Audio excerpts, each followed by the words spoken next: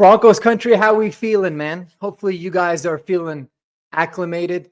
You're feeling ready for some training camp practices to begin and to be open to the public because tomorrow is the day. The Broncos have wrapped up their acclimation period. One of those new phrases that kind of bothers me, like the Joker role. We talked about that. Now it's the acclimation period. I don't know, man, a little bit of a pet peeve, but I understand why they do it, why it's called that. And the Broncos are now fully acclimated and ready to begin training camp full force tomorrow, man. That is crazy. It is like a mini Christmas for us Bronco fans and really football fans across the entire country because we know that fall's around the corner and the beginning of the season is set to start. Man, in the next few weeks, we're going to have preseason games. So crazy stuff to think about. Anyways, we're going to talk about all of the wonderful news as it pertains to the Denver Broncos training camp so far. Let's get the layout out and going and talk about some takeaways. So like and subscribe, guys. If you guys are all about Bronco sports, let me know what you guys think below in the comment as well. And put the notifications on, man. We'll randomly go live. We'll go live on Horsepower Hour. We're going to talk about so many fun things as the season now approaches. A bunch to discuss, and I'd love to interact with you guys as well in the comments and in the live stream. So, some takeaways. There's not really an overblown crazy amount of takeaways that I think we can talk about for the first couple days, or what they call the acclimation period of training camp. Media is not really out there all that much. They're just doing one session of 7-on-7, one red zone, one third downs, things like that. So they're not getting a whole bunch of reps. It's just a way for players to kind of get back into the groove, get in better shape, and for the coaching staff in the front office to really put together a plan on, what are reps going to look like? How many reps do we want each individual player to have, depending on where they're at, whether it's recovering from injury and all that kind of stuff. But, we heard from a couple players today, Talanoa Hufanga and Quinn Miners. Man, Talanoa Hufanga is going to be a fun player. That's one of my takeaways. He's going to be one of the fan favorites immediately in terms of the way that he's playing and the layer that he adds to this defense. Quinn Miners, on the other hand, is just one of those dudes, man, that is like the premier offensive lineman. Angry. He just wants to talk football with the media. He didn't want to hear, any more questions about his haircut. Last year, he was upset about people calling him the belly. He just wanted to talk ball. And he's just a nasty road grader, and I love it. Things are looking good, man. The vibes at camp are good. The big storylines are the contracts, right? When's the Cortland Sutton deal going to happen? When's the Nick Bonito deal going to happen? Is Zach Allen and John Franklin Myers going to happen? We got some thoughts on that, a little bit of clarity. We know from Nick Bonito talking about at his camp that he had hosted, a couple of days before camp started. He said, my team and the Broncos, we're in contract negotiations. He smiled about it. It seemed like everything was going really well. So I do expect for that deal to get done before the season. I think that Cortland Sutton's deal will be the first to get done in general. And then I think it'll be Nick Bonito. And then we'll see with John Franklin Myers and Zach Allen. Because, there's a lot that goes into those deals, right? It's going to be the size. Where are we at? Is Alex Singleton making his team or not? Is that going to provide us cap relief? And also you got the franchise tag next year. So that could be a big thing. So we're going to have to take it stride by stride. But I do think it's going to be Cortland Sutton and Nick Bonito that get signed immediately off the cuff. I do want to say truly a shout out to Cortland Sutton and really all these guys that are looking at contract situations, but specifically Cortland Sutton, man. He kind of goes through this every single year. He never complains about it. He never posts any kind of salty tweets, unfollows the Broncos. He doesn't miss time. He just shows up to practice and has faith that everything's gonna work itself out. He does not want to be a distraction to the team. And for that, I very much respect Cortland Sutton for it. I think it's phenomenal and it's awesome of him. And I think a lot of other players should take notes of that, because I think that doing it the right way, like he's doing it, will always increase your chances of getting a deal that you want done rather than causing a distraction. So I love how selfless he is. So, special shout out for that. But otherwise, based off of everything we're seeing, guys, I'm going to go through a couple different tweets. Not necessarily going to show them, but I'm going to credit the tweets that I see from those Denver media guys that have been there, right? So, first and foremost, Ryan Edwards talk about day 2 of training camp thoughts. He says, Bo Nix's decision-making is significantly faster than last season. You would obviously expect that. The ball is coming out lightning fast. Still very good things to hear. Evan Engram has mastered the short area quickness and is incredibly smooth coming out of his breaks and gaining yak. Yes, another great thing that you love to hear, right? Because it's one of those things, man, where Evan Engram, even though he's extremely athletic and he's more of a big wide receiver, a lot of people think that he's this down the field threat. He is more of a yak guy that wins in the short to intermediate routes, which is actually exactly what Bo Nix needs. So that's a wonderful thing. Another note of Ryan Edwards is that Drew Sanders is elite coming downhill on a blitz when VJ sends him. Unreal athlete. Yes, that we know, and it's always nice to be able to see it, right? He is an elite athlete. No doubt about it. We saw that the way that VJ likes to use him. My big thing with him is, can he become a well-rounded middle linebacker? Kodiak, my guys talked about it. We talked about it on the Horsepower Hour as well. Bronco fans should be rooting for Drew Sanders to be the starting linebacker next to Dre Greenlaw, because then you know that you're getting a really good return on your investment and you're going to get somebody with very, very high upside that is obviously starting to reach their strides, right? And reach their potential. So you love to see that. Another thing that he had talked about, Cortland Sutton participated in team drills. Always good to see. Like I said, we just touched on that. The fact that he does it, he's not really a distraction, and he's somebody that does not allow for those off the field things to affect him on the field. I love it. And kudos, massive respect to you, Cortland Sutton. Mike McGlinchey wasn't present during the media portion of practice. I don't know if there's been any reports about that. I reached out in the Discord and talked about it. People had said it, seemed like it's going to be a rest day already. It seems a little bit early for that, but not entirely sure. I'll look it up right now as I'm recording this video and see if there's anything that we can find out about that. But I don't think it seems like it's anything of significance. So he leaves practice. Huh. Let's look at that. Anyways, so what we'll do, I'm not going to sit there and just read it because it's going to have I don't want to just be all glitched out for y'all, but we'll get some more information on that as it comes with Mike McGlinchey. And then he also noted here, keep an eye on outside linebacker Andrew Farmer as a sneaky name to make the 53. That is very interesting. That's probably the first time that I've heard that, but definitely something that I don't mind hearing, man. I like it. The more the merrier in terms of guys that are popping, right? All you did was hear about Q Robinson during minicamp. All you did is hear about Savion Jones during that time frame. You're adding Andrew Farmer to the mix. It's just a very, very deep room.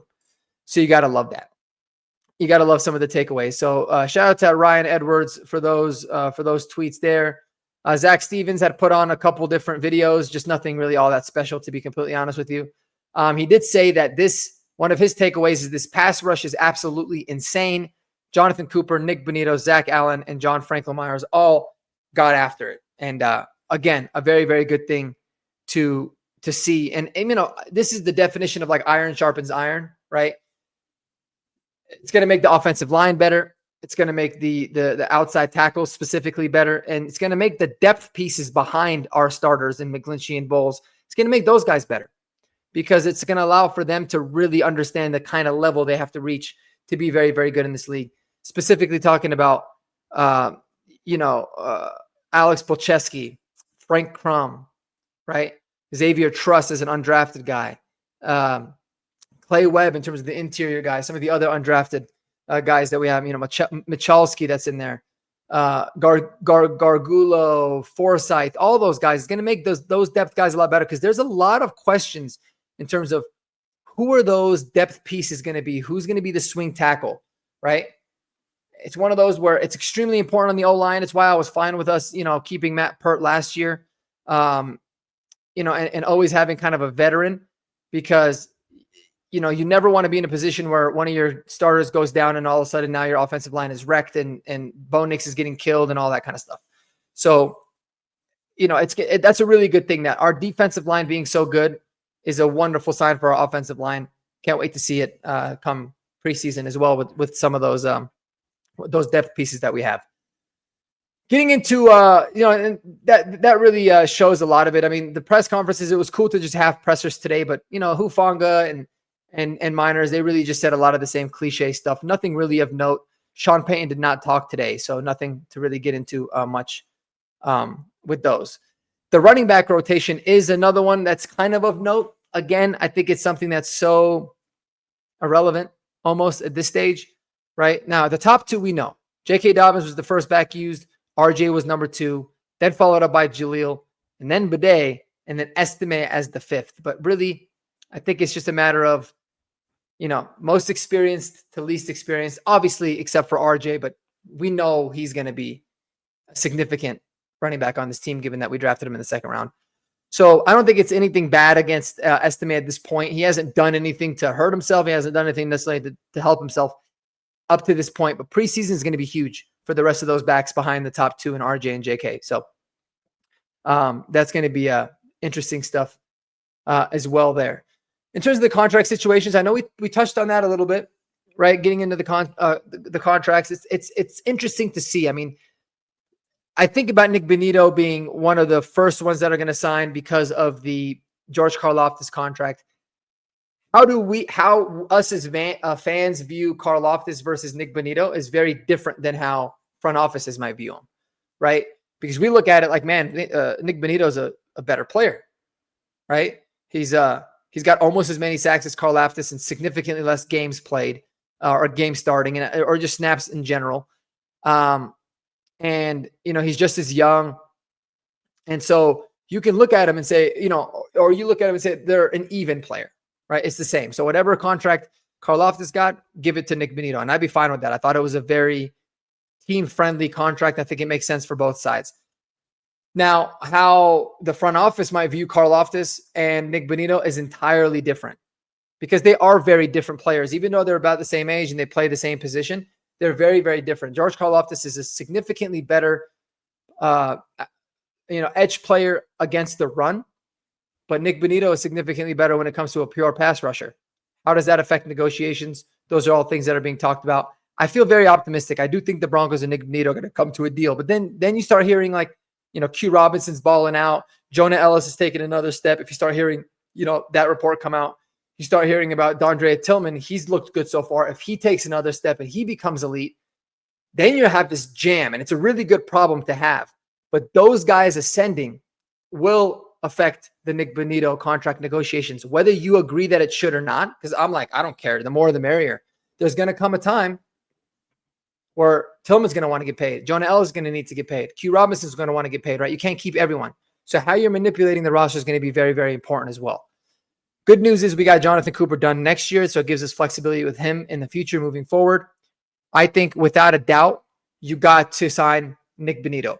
You've got Jonathan Cooper. Jonathan Cooper is like your Jonah Ellis type, right? Very good against the run, solid, energy guy, locker room leader. At least that's what Jonah Ellis projects to be.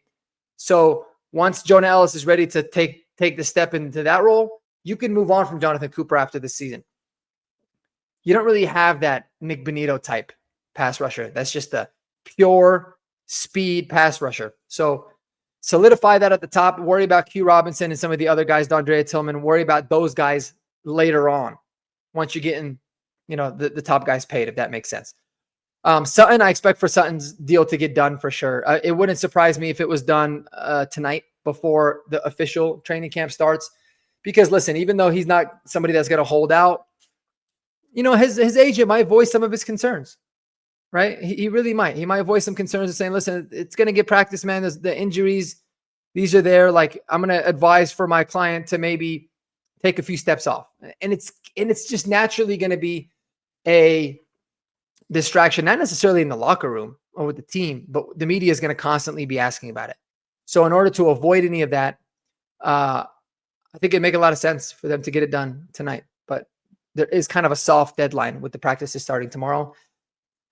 Getting into Zach Allen and JFM, I don't want to spend too much more time on them because we've talked a lot about it, but Zach Allen is somebody that I certainly can see them playing hardball with or waiting it out at this particular stage. They don't need to make a move. I don't think Zach Allen's going to cause any kind of a issue or distraction.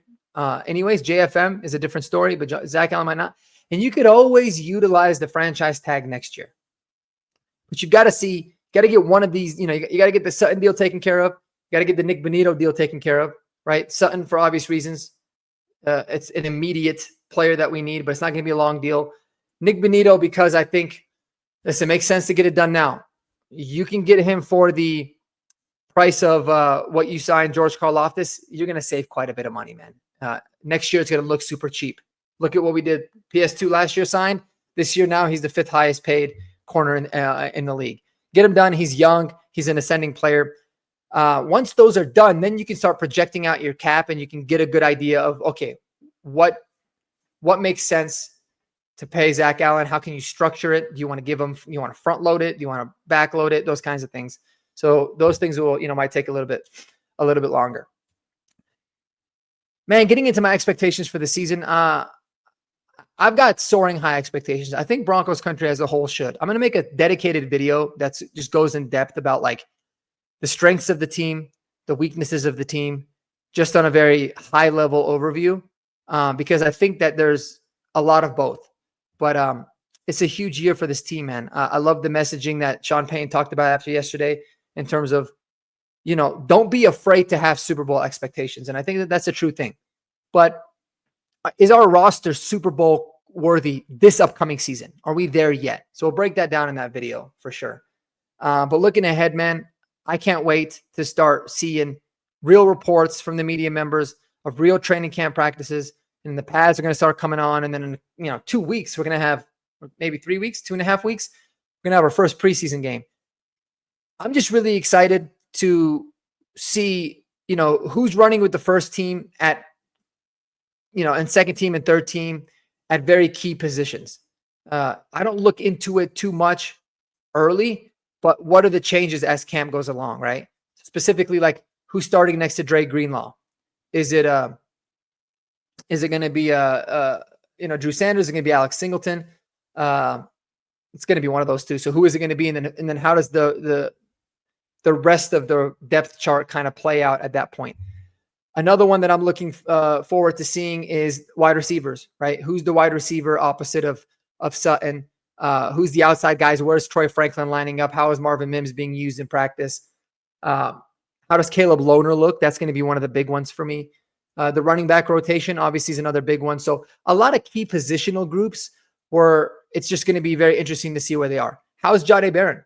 Not only how does he look, but where are they using him, right? What's his role going to look like on this defense? These are things that we've speculated about a lot. We've talked ad nauseum about what we believe is going to be the case, but it doesn't necessarily mean that that's what's going to ultimately happen. And we're going to have our answers in the next coming days. So sorry for the longer video today, guys. I appreciate you rolling with me, man. I hope you all enjoyed not just your Thursday, but the day 2 of Broncos acclimation period. Hopefully you're feeling acclimated, and we're going to have a lot more content coming down the pipeline. So like and subscribe if you haven't already, guys.